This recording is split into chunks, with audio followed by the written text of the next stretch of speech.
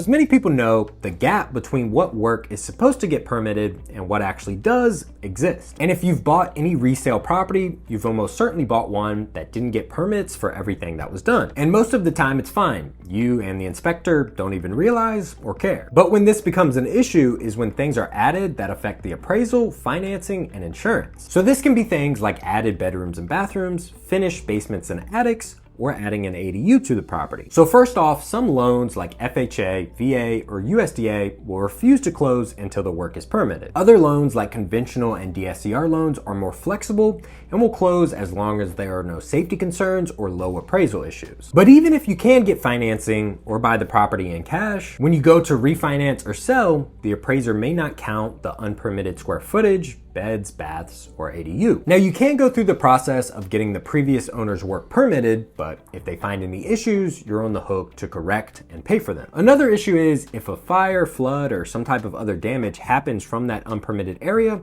the insurance company could potentially deny your claim. This is especially common with unpermitted ADUs and duplex conversions. If you buy and rent out the unit separately, you may not have any protections for legal or property claims. Then that exposes you to fines and losing your tenants. Now it's pretty easy to identify these problems before even getting the inspection. Like if you see a property marketed as a duplex and single family zoning, you know to call the local real estate office and see if this was allowed. Same thing with an ADU. You can just ask if this was a permitted addition. Also, always make sure to cross-check the MLS listing with the tax records. If you see extra beds, baths, or square footage on the MLS listing, make sure to ask the listing agent why that is, and then confirm with the county if it was permitted. Sometimes the MLS listing will match the tax records, but the actual property has more than what's stated. So if this happens, most of the time the inspector won't include that in the report, but they will verbally confirm that you're aware. This has happened a few times to my clients, but I had already let them know before the inspection. So this one is kind of a real problem you should look out for before even getting the inspection, but it can be discovered by that.